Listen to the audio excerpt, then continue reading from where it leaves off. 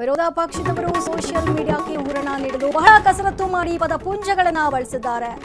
ವಿರೋಧ ಪಕ್ಷದ ನಾಯಕರು ಆಯವ್ಯಯದ ಬಗ್ಗೆ ಸ್ಥೂಲವಾಗಿ ಅಧ್ಯಯನ ಮಾಡದೆ ಪ್ರತಿಕ್ರಿಯೆ ನೀಡಿದ್ದಾರೆ ಹೊರತು ಆಳ್ವಾರ ಅಧ್ಯಯನ ನಡೆಸಿಲ್ಲ. ನಮ್ಮ ಬಜೆಟ್ ತುಂಬಿದ ಕೊಡ ಅಂತ ಮುಖ್ಯಮಂತ್ರಿ ಸಿದ್ದರಾಮಯ್ಯ ಸದನದಲ್ಲಿ ನುಡಿದಿದ್ದಾರೆ.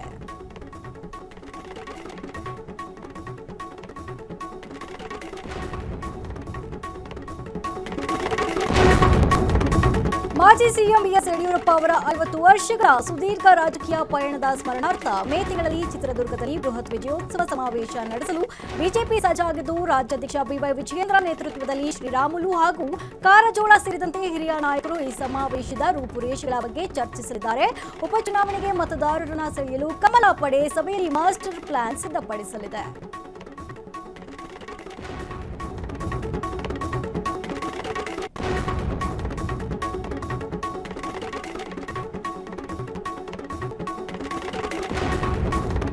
ರಾಜ್ಯ ರಾಜಕಾರಣದ ಇಬ್ಬರು ಹಿಂದೂ ಫೈರ್ ಬ್ರ್ಯಾಂಡ್ ನಾಯಕರಾದ ಬಸನಗೌಡ ಪಾಟೀಲ್ ಯತ್ನಾಳ್ ಹಾಗೂ ಅನಂತಕುಮಾರ್ ಹೆಗ್ಡೆ ಮಂಡ್ಯದ ಶೋಭಾಯಾತ್ರೆಯಲ್ಲಿ ಒಂದೇ ವೇದಿಕೆಯಲ್ಲಿ ಕಾಣಿಸಿಕೊಳ್ಳುವ ಮೂಲಕ ಹೊಸ ಸಂಚಲನ ಸೃಷ್ಟಿಸಿದ್ದಾರೆ. ಬಿಎಸ್ವೈ ಕುಟುಂಬದ ಹಿಡಿತದ ವಿರುದ್ಧ ಅಸಮಾಧಾನ ಹೊಂದಿರುವ ಈ ಇಬ್ಬರು ನಾಯಕರು ಕೂಡ ಬಿಜೆಪಿ ವರಿಷ್ಠರ ಗಮನ ಸೆಳೆದು ಮತ್ತೆ ಪಕ್ಷದಲ್ಲಿ ಪ್ರಬಲ ಸ್ಥಾನ ಗಿಟ್ಟಿಸಿಕೊಳ್ಳುವ ಗರ್ವಾಪ್ಸಿ ಪ್ರಯತ್ನವೋ ಅಥವಾ ಸ್ವಂತ ಬಲ ಪ್ರದರ್ಶನದ ಮುನ್ಸೂಚನೆಯೋ ಎಂಬ ಕುತೂಹಲ ಹುಟ್ಟಿಸಿದೆ.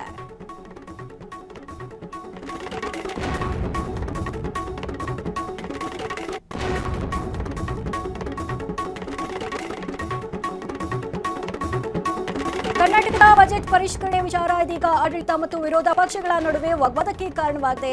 ರಾಜಸ್ವ ಸಂಗ್ರಹ ಸರಿಯಾಗಿಲ್ಲದ ಕಾರಣ ಪ್ರತಿ ವರ್ಷ ಬಜೆಟ್ ಪರಿಷ್ಕರಿಸಲಾಗ್ತಾ ಇದೆ ಅಂತ ಬಿವೈ ವಿಜಯೇಂದ್ರ ಅವರ ಆರೋಪಕ್ಕೆ ಮುಖ್ಯಮಂತ್ರಿ ಸಿದ್ದರಾಮಯ್ಯ ಇಂದು ಅಂಕಿಅಂಶಗಳ ಮೂಲಕವೇ ತಿರುಗೇಟನ್ನ ನೀಡಿದ್ದಾರೆ.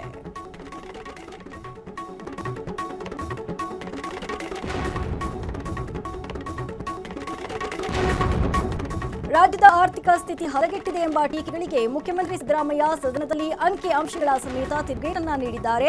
ದೇಶದ ಸರಾಸರಿ ಬೆಳವಣಿಗೆಗಿಂತ ಕರ್ನಾಟಕದ ಜಿಡಿಪಿ ವೇಗವಾಗಿ ಬೆಳೆಯುತ್ತಿದೆ ಅಂತ ಸಿದ್ದರಾಮಯ್ಯ ಸಾಬೀತುಪಡಿಸಿದ್ದಾರೆ. ರಾಜ್ಯದ ಆರ್ಥಿಕ ಶಿಸ್ತಿನ ಬಗ್ಗೆ ಮಹತ್ವದ ರಿಪೋರ್ಟ್ ಕಾರ್ಡ್ ಬಿಡುಗಡೆ ಮಾಡಿದ್ದಾರೆ.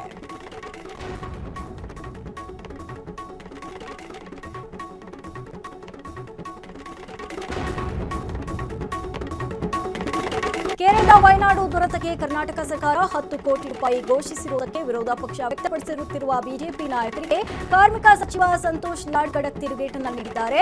ಬರೀ ಕಾಂಗ್ರೆಸ್ ಬಗ್ಗೆ ಮಾತನಾಡುವುದೇ ಇವರಿಗೆ ಕೆಲಸವಾಗಿದೆ. ಮೊದಲು ಪಿಎಂ ಕೇರ್ಸ್ ಫಂಡ್ ಲೆಕ್ಕ ಕೊಡಿ ಅಂತ ಸಚಿವರು ಗುಡುಗಿದ್ದಾರೆ. 14,000 ಕೋಟಿ ಕಲೆಕ್ಟ್ ಮಾಡಿದ್ದಾರೆ ವೆಂಟಿಲೇಟರ್ಗೋಸ್ಕರ. ಕೋವಿಡ್ ಟೈಮಲ್ಲಿ ವೆಂಟಿಲೇಟರ್ ಕೊಡ್ತೀವಿ ಅಂತ 14,000 ಕೋಟಿ ಕಲೆಕ್ಟ್ ಮಾಡಿದ್ರು. ಅದ್ರ ಬಗ್ಗೆ ಫಸ್ಟ್ ಲೆಕ್ಕ ಕೊಟ್ಟು ಕೇಳಿ. ಆಗಲ್ಲ ಕಾಂಗ್ರೆಸ್ ಹೇಳ್ತಂತ ಕೂತ್ಕೊಂಡ್ರೆ ಸಾಕಾಗೈತೆ. ಪಾರ್ಲಿಮೆಂಟಲ್ಲಿ ಕ್ವಶನ್ ಕೂಡ ತಗೋಬಾರ್ದು ಅಂತ ಹೇಳ್ತಾ ಇದ್ದಾರೆ.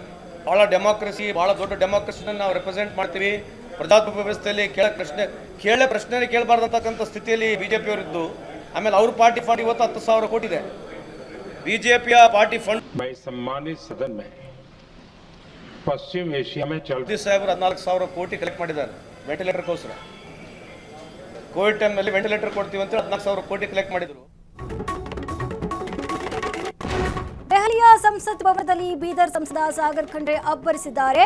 2026ರ ಹಣಕಾಸು ವಿಧೇಯಕದ ಚರ್ಚೆಯಲ್ಲಿ ಭಾಗವಹಿಸಿರುವಂತಹ ಅವರು ಆಶಾ ಮತ್ತು ಅಂಗನವಾಡಿ ಕಾರ್ಯಕರ್ತೆಯರ ವೇತನ ಹೆಚ್ಚಳಕ್ಕೆ ಬಲವಾದ ಒತ್ತಾಯ ಹೇರಿದ್ದಾರೆ.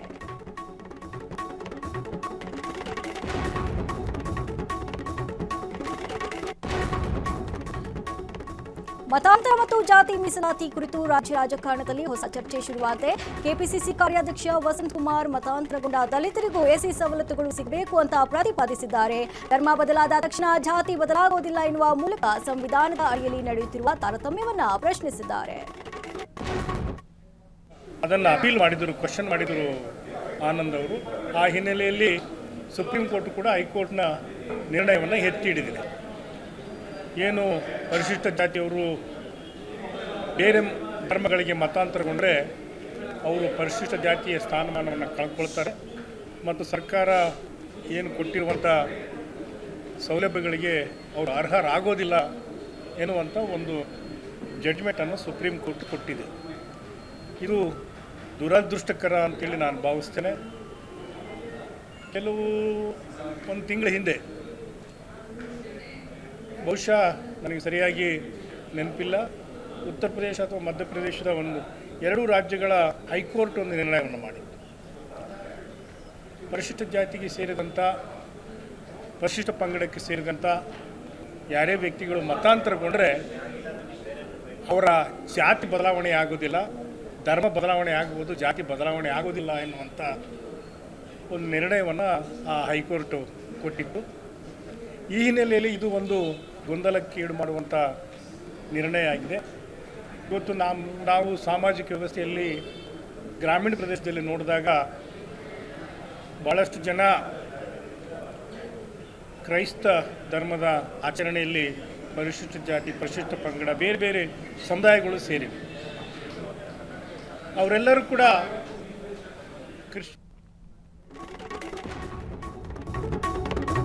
ರಾಜ್ಯ ಸರ್ಕಾರ ಅಧಿಕಾರಕ್ಕೆ ಬಂದು 3 ವರ್ಷ ಕಳೆದರೂ ಸಚಿವ ಸ್ಥಾನ ಹಾಗೂ ನಿಗಮ ಮಂಡಳಿ ಭಾಗ್ಯ ಸಿಗದ ಹಿನ್ನೆಲೆ ಸಲೀಂ ಅಹಮದ್ ಪುಟ್ಟಣ ಮತ್ತು ಗೋವಿಂದರಾಜ್ ನೇತೃತ್ವದ 20ಕ್ಕೂ ಹೆಚ್ಚು ಪರಿಷತ್ ಸದಸ್ಯರು ಗುಪ್ತ ಸಭೆಯನ್ನ ನಡೆಸಿ ಹೈಕಮಾಂಡ್ ಭೇಟಿಗೆ ಸಜ್ಜಾಗಿದ್ದಾರೆ. 2 ಗಂಟೆಗಳ ಕಾಲ ನಡೆದ ಡಿನ್ನರ್ ಮೀಟಿಂಗ್ನಲ್ಲಿ ಮುಂದಿನ ಹೋರಾಟದ ಬಗ್ಗೆ ಗಂಭೀರ ಚರ್ಚೆ ನಡೆಸಿದ್ದಾರೆ. ದಿನ ಕಳೆದಂತೆ ಆಕಾಂಕ್ಷಿಗಳ ಸಂಖ್ಯೆ ಹೆಚ್ಚಾಗ್ತಾ ಇರುವುದು ಸರ್ಕಾರಕ್ಕೆ ಹೊಸ ತಲೆನೋವಾಗಿದೆ.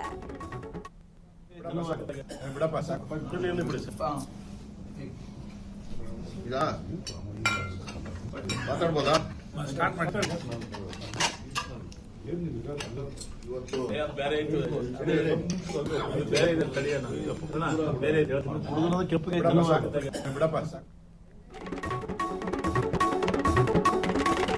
ದೇಶದ ಲೋಕಸಭಾ ಕ್ಷೇತ್ರಗಳ ಸಂಖ್ಯೆಯನ್ನ 543ರಿಂದ 816ಕ್ಕೆ ಏರಿಸಲು ಕೇಂದ್ರ ಸರ್ಕಾರ ಮಾಸ್ಟರ್ ಪ್ಲಾನ್ ಸಿದ್ಧಪಡಿಸಿದ್ದು, ಕರ್ನಾಟಕದ ಸ್ಥಾನಗಳು 28ರಿಂದ 42ಕ್ಕೆ ಏರಿಕೆಯಾಗುವ ಮೂಲಕ ರಾಜ್ಯದ ರಾಜಕೀಯ ಭೂಪಟವೇ ಬದಲಾಗಲಿದೆ. ಬೆಂಗಳೂರಿನಂತಹ ನಗರ ಪ್ರದೇಶಗಳಲ್ಲಿ ಕ್ಷೇತ್ರಗಳ ಸಂಖ್ಯೆ ದುಪ್ಪಟ್ಟಾಗುವುದು ಬಿಜೆಪಿಯಂತಹ ರಾಷ್ಟ್ರೀಯ ಪಕ್ಷಗಳಿಗೆ ವರವಾಗಲಿದ್ದು, ಪ್ರಾದೇಶಿಕ ಪಕ್ಷಗಳ ಹಿಡಿತ ತಪ್ಪಿಸುವ ಈ ಗೇಮ್ ಪ್ಲಾನ್ ರಾಷ್ಟ್ರ ರಾಜಕಾರಣದಲ್ಲಿ ಭಾರಿ ಚರ್ಚೆಗೆ ಗ್ರಾಸವಾಗಿದೆ.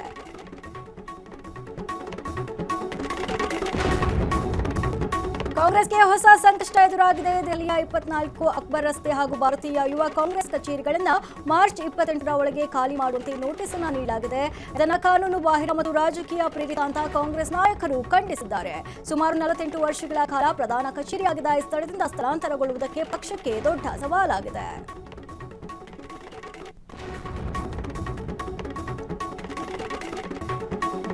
2026ರ ತಮಿಳುನಾಡು ವಿಧಾನಸಭಾ ಚುನಾವಣೆಗೆ ಮುನ್ನ ನಟ ರಾಜಕಾರಣಿ ಕಮಲ್ ಹಾಸನ್ ಎಂಎನ್ಎಂ ಚುನಾವಣೆಯಲ್ಲಿ ಸ್ಪರ್ಧಿಸದಿರಲು ನಿರ್ಧರಿಸಿದ್ದಾರೆ. ಆದರೆ ಡಿಎಂಕೆ ನೇತೃತ್ವದ ಮೈತ್ರಿಕೂಟದ ಅಭ್ಯರ್ಥಿಗಳಿಗೆ ಬೇಷರತ್ತಾದ ಬೆಂಬಲ ನೀಡುವುದಾಗಿ ಕಮಲ್ ಹಾಸನ್ ಹೇಳಿದ್ದಾರೆ.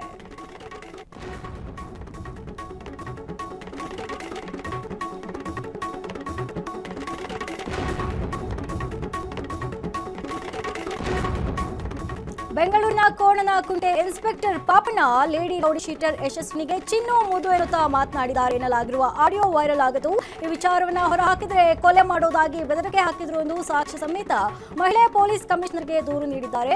ಮೂಡುಬಿದಿರೆ ಇನ್ಸ್ಪೆಕ್ಟರ್ ಪ್ರಕರಣದ ಬೆನ್ನಲ್ಲೇ ಈ ಪೊಲೀಸಪ್ಪನ ಆಡಿಯೋ ಕೇಳಿ ಸಾರ್ವಜನಿಕರು ಕಿಡಿಕಾರಿದ್ದಾರೆ.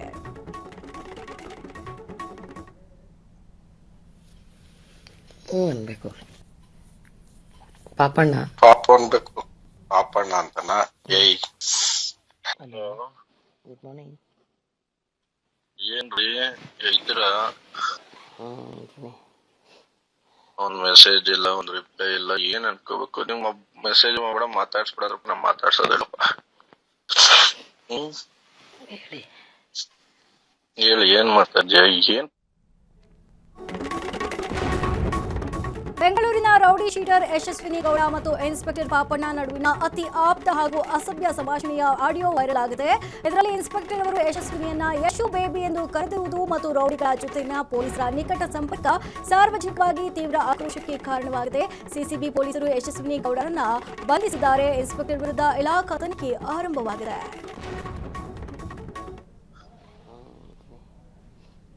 ಒಂದ್ ಮೆಸೇಜ್ ಇಲ್ಲ, ಒಂದ್ ರಿಪ್ಲೈ ಇಲ್ಲ, ಏನ್ ಅನ್ಕೋಬೇಕು? ನಿಮ್ ಮೆಸೇಜ್ ಮಾಡ್ಬೇಡ, ಮಾತಾಡ್ಸ್ಬಿಡಂದ್ರಪ್ಪ, ನಾ ಮಾತಾಡ್ಸೋದಿಲ್ಲಪ್ಪ. ಹೇಳಿ ಏನ್ ಮಾಡ್ತಾ ಇದ್ಯಾ? ಏನ್ ಪ್ರಾಬ್ಲಮ್ ಆಗಿದೆ ನಿನಗೆ? ಏನಾದ್ರೂ ಹೇಳ್ಬೇಕಲ್ವ ನನಗೆ ನೀನು? ಹಲೋ, ಎಲ್ಲಿದ್ಯಾ ಈಗ? ಏನ್ ಮಾಡ್ತಾ ಇದ್ಯಾ ಡಲ್ಲು? ಏನ್ ಪ್ರಾಬ್ಲಮ್ ಆಗಿತ್ತು ನಿನ್ಗೆ? ಮೆಸೇಜ್ ಮಾಡ್ತಿರ್ಲಿಲ್ವಲ್ಲ? ನೀನೇ ನನ್ನ ಆತ್ಮೀಯ ಅನ್ಕೊಂಡಿದ್ಯೋ ಇಲ್ವೋ ಹೇಳಪ್ಪ. ಮಾತಾಡು. ಅನ್ಕೊಂಡಿದ್ದೆ. ಏನಾಗಿತ್ತು? ಏನೂ ಇಲ್ಲ. ಹೇಳು ಹುಡುಗಿ, ಏನಾಗಿದೆ? ಎಂಥದೂ ಇಲ್ಲ. ಆರಾಮಿದ್ಯಾ? ಯಾಕೆ ನನ್ನ ಜೊತೆ ಮಾತಾಡಲ್ಲ ನೀನು? ಏನಾದ್ರು ಪ್ರಾಬ್ಲಮ್ ಆಗಿದೆಯಾ ನನ್ನಿಂದ ಏನಾದ್ರು? ಇಲ್ಲ ಸರ್. ಇಲ್ಲ ಸರ್. ಸಾರ್ ಅಂತ್ಯಾ? ಬೆಳಿಗ್ಗೆನೆ ಓದಬೇಕಾ? ಇನ್ಸ್ಪೆಕ್ಟರು ರೆಸ್ಪೆಕ್ಟ್ ಕೊಡಬೇಕಲ್ಲ. ನಾನು ಇನ್ಸ್ಪೆಕ್ಟರ್ ತರ ಯಾವತ್ತ ನಿನ್ ಜೊತೆ ಮಾತಾಡಿದ್ದೀನ? ಆಯ್ತಪ್ಪ, ಬೆಳಿಗ್ಗೆ ನಿನ್ ಬೇಜಾರ್ ಮಾಡಬೇಡ. ಸಾರಿ ಕಣ. ಹೇಳಿ. ಮತ್ತೆ ಸಾರ್ ಅಂತ್ಯ? ಏನು ಸರಿಯಾಗಿ ಮಾತಾಡೋ. ಕಾಫಿ ಆಯ್ತಾ? ನೀನ್ ಕೊಡ್ಸ್ತೀಯಾ? ಬರೀ ಅಷ್ಟೇ ನೀನು.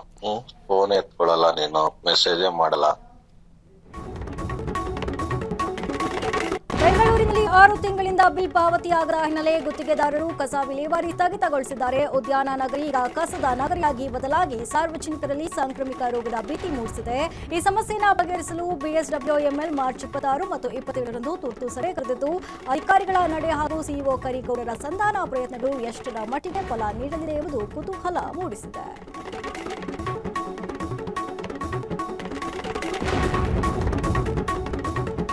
ಇಸ್ರೇಲ್, ಅಮೆರಿಕ ಮತ್ತು ಇರಾನ್ ನಡುವಿನ ಯುದ್ಧದ ಭೀತಿಯಿಂದಾಗಿ ಇಂಧನ ಅಭಾವ ಎದುರಾಗಬಹುದು ಎಂಬ ಆತಂಕದಲ್ಲಿ ರಾತ್ರೋರಾತ್ರಿ ಧಾರವಾಡ ಮತ್ತು ಹುಬ್ಬಳ್ಳಿಯ ಪೆಟ್ರೋಲ್ ಬಂಕ್ಗಳ ಮುಂದೆ ವಾಹನ ಸವಾರರ ದಂಡೆ ಜಮಾಯಿಸಿದೆ.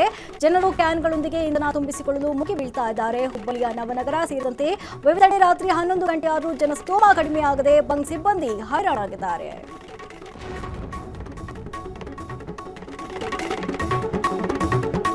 ಹುಬ್ಬಳ್ಳಿ ಧಾರವಾಡದ ಹಲವು ಪೆಟ್ರೋಲ್ ಬಂಕ್ಗಳಲ್ಲಿ ಇಂಧನಕ್ಕಾಗಿ ಸಾರ್ವಜನಿಕರು ಕಿಲೋಮೀಟರ್ ಗಟ್ಟಲೆ ಕ್ಯೂ ನಿಲ್ಲುತ್ತಿರುವುದು ಕಂಡುಬಂದಿದೆ. ಜಿಲ್ಲೆಯಲ್ಲಿ ಪೆಟ್ರೋಲ್ ಮತ್ತು ಡೀಸೆಲ್ ಅಭಾವ ಎದುರಾಗಿದೆ ಎಂಬ ವದಂತಿಗಳು ಹರಡಿರುವ ಬೆನ್ನಲ್ಲೇ ಧಾರವಾಡ ಜಿಲ್ಲಾಧಿಕಾರಿ ಸ್ನೇಹಲ್ ಆರ್ ಅವರು ಅಖಾಡಕ್ಕೆ ಇಳಿದು ಮಹತ್ವದ ಸ್ಪಷ್ಟನೆ ನೀಡಿದ್ದಾರೆ.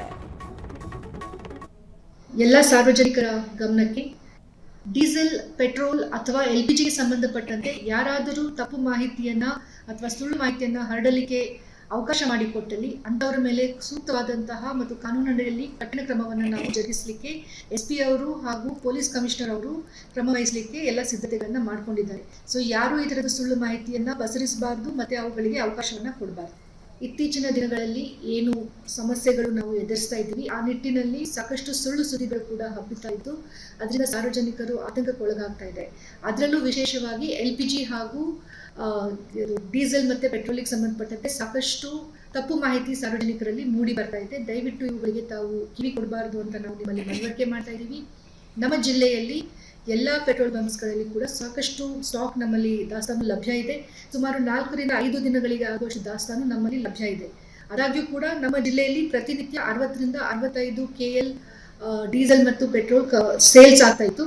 ಅದು ಕಳೆದ 2 ದಿನಗಳಿಂದ ಅಕ್ಕಪಕ್ಕದ ಜಿಲ್ಲೆಗಳಲ್ಲಿ ತಪ್ಪು ಮಾಹಿತಿ ಹರಡಿಬಿಟ್ಟು ಡೀಸೆಲ್ ಮತ್ತು ಪೆಟ್ರೋಲದು ಕೊರತೆ ಉಂಟಾಗ್ತಾ ಇದೆ ಅಂತ ಹೇಳಿ ಸಾಕಷ್ಟು ಸುಳ್ಳು ಮಾಹಿತಿ ಪಬ್ಲಿಕ್ಕಲ್ಲಿ ತಿಳಿದು ಬಂದಿರೋದ್ರಿಂದ ಸುಮಾರು 100 ರಿಂದ 110 KL ನಮ್ಮಲ್ಲಿ ಸೇಲ್ಸ್ ಆಗ್ತಾ ಇದೆ. ಯಾರು ಕೂಡ ಸಾರ್ವಜನಿಕರು ಆತಂಕಕ್ಕೆ ಒಳಗಾಗಬಾರ್ದು. ಇದಾಗಿ ಕೂಡ ಕೆಲವೊಂದು ಪೆಟ್ರೋಲ್ ಬಂಕ್ಸ್ ಒತ್ತಡದಿಂದ ಕ್ಲೋಸ್.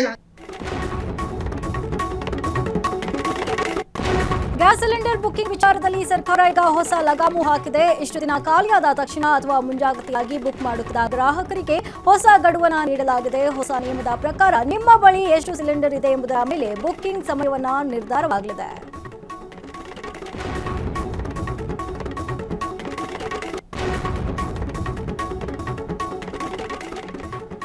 ಕಲಬುರಗಿ ಜಿಲ್ಲೆಯ ಆಳಂದ ಪಟ್ಟಣದಲ್ಲಿ ಗ್ಯಾಸ್ ಸಿಲಿಂಡರ್ಗಾಗಿ ಹಾಹಾಕಾರ ಎದ್ದಿದೆ. ಸೋನಾ ಗ್ಯಾಸ್ ಏಜೆನ್ಸಿ ಮುಂದೆ ಜನಸಾಗರವೇ ಹರಿದು ಬಂದಿದೆ.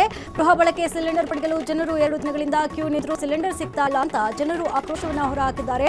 ಬಿರು ಬಿಸಿಲಿನಲ್ಲಿ ಕಾಯ್ತಿದ್ದ ಯುವಕ ಕುಸಿದು ಬಿದ್ದಿರುವ ಘಟನೆ ಆತಂಕ ಮೂಡಿಸಿದೆ.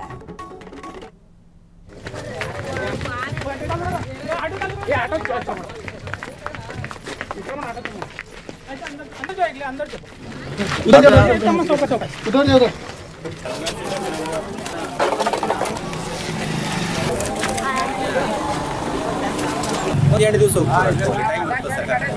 ಬಟ್ ಅದು ಏನಪ್ಪ ಇವ್ರಿಗೆ ಒಂದೊಂದು ತಿಂಗಳಾದ್ರೂ ಕೊಡಂಗಿಲ್ಲ, ಇವರು ಗ್ಯಾಸ್ ತಂದು ಕೊಡಂಗಿಲ್ಲ. ಮನೆಗಂತೂ ತಂದೆ ಕೊಡಲ್ಲ. ಆದ್ರೆ ಎಲ್ಲರೂ ಕೇಳ್ಬೋದಿಲ್ಲ, ಮನೆಗೆ ತಂದು ಕೊಡ್ತಾರೆ, ಯಾರು ತಂದು ಕೊಡಲ್ಲ, ನಾವೇ ಕೊಡೋದು. ಅದ್ರೊಳಗೆ ಮೊದಲೇ ಗ್ಯಾಸ್ ಸ್ಟಾಕ್ ಮಾಡ್ಕೊಳ್ತಾರ ಅಥವಾ ಏನೋ ಗೋದಾಮ ಇಟ್ಕೊಳ್ತಾರ, ಏನೋ ಮಾಡ್ಲತ್ತಾರ. ಬಟ್ ಅದಕ್ಕೆ ಈ ಸಮಸ್ಯೆ ಪರಿಹಾರ ಏನಂದ್ರೆ ಇವ್ರು ಬರ್ತದ ಅಂತಾರೆ ಗ್ಯಾಸ್ ಏನ್ ರೋಡ್ ಬರತ್ತಾರ ಏನೋ ಬರತ್ತ, ಬಟ್ ಬರ್ತಾನೆ ಇಲ್ಲ. ನೋಡಿ ಏನ್ ಹೇಳ್ತಾರ ಬರೇ ಗೊಂದಲ ಆ ಸಮಸ್ಯೆಗೆ ಪರಿಹಾರನೇ ಇಲ್ಲ. ರಾತ್ರಿ ಎಲ್ಲ ಹೆಂಗ್ ಕಳೆದ್ರೆ ನೀವು? ಮಳೆ ಅದು ಬಂದ ರಾತ್ರಿ ನೋಡ್ರಿ ನಾವು 4 ಗಂಟೆ ಬಂದಿವಿ ನಸ್ಕನ. ನಾವು ಬುಕ್ ಮಾಡಿವಿ. ಈಗ ಬುಕ್ ಮಾಡೋದು ಏನಿಲ್ರಿ, ನಮ್ ಕೂಲಿನೂ ಬೈದಾಗ ಮಾಡಿ ಇವತ್ತ ಗ್ಯಾಸ್ ಕೊಟ್ಟೆ ಇಲ್ರಿ ಅವ್ರು. ಊಟ ಇಲ್ಲ, ನಾಷ್ಟ ಇಲ್ಲ, ಮಕ್ಳು ಹಂಗೆ ಸ್ಕೂಲಿಗೆ ಪರೀಕ್ಷೆ ಹೋಗ್ಯಾವ್ರಿ. ಏನ್ ಮಾಡೋದ್ರಿ? ಏನ್ರ ಸವಲತ್ತು ಮಾಡೋದಲ್ರಿ ಮಂದಿಗ? ಹಿಂಗ್ ಕೂತ್ರೆ ಹೆಂಗ್ರಿ? ನಾವು ಮುಂಜಾನೆ ಬಂದಿ ನಾ ರಾತ್ರಿ ಹಚ್ಚಿದವ್ರಿ. ಹಾ ರೀ, ಹ್ಯಾಂಗ ಮಾಡೋದ್ರಿ? ಏನಂತಾರ ಇವರು? ಏನಂದಿಲ್ರಿ, ಅವ್ರಿಗೆ ಕೇಳೇ ಇಲ್ರಿ. ಎಲ್ಲರೂ ಅವ್ರೇ ಮಾತಾಡಿದ್ರ ಗಾಡಿ ಬರ್ತದೆ ಅಂತ ಅಲ್ಲಿಗತ್ತಾರ್ರಿ. ನೀವು ಬುಕ್ ಮಾಡಿ ಎಷ್ಟು ದಿವಸ ಆಯ್ತು? ನಾವು ಬುಕ್ ಮಾಡಿ 2 ದಿವಸ ಆಯ್ತ್ರಿ ಅಣ್ಣ. ರಿಸಿಪ್ಟ್ ಅದ ನಮ್ಮ ಮನೆಯವ್ರು ಎಲ್ಲ ರಿಸಿಪ್ಟ್ ಎಲ್ಲ ಏನಂತಾರೆ?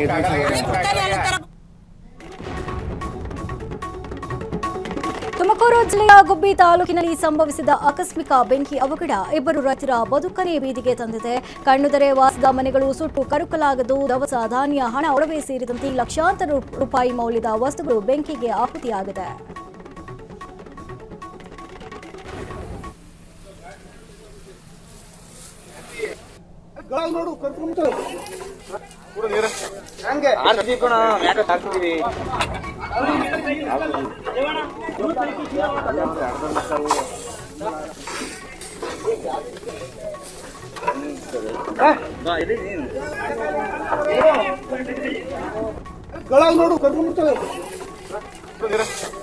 ಕ್ಷಣ ಕ್ಷಣದ ಸುದ್ದಿಗಳಿಗಾಗಿ ಫ್ರೀಡಂ ಟಿವಿ ಸಬ್ಸ್ಕ್ರೈಬ್ ಮಾಡಿ, ಲೈಕ್ ಮಾಡಿ ಹಾಗೂ ಫಾಲೋ ಮಾಡಿ. ಹೊಸ ಸುದ್ದಿಗಳ ನೋಟಿಫಿಕೇಶನ್ಗಾಗಿ ಬೆಲ್ ಐಕಾನ್ ಮೇಲೆ ಕ್ಲಿಕ್ ಮಾಡಿ.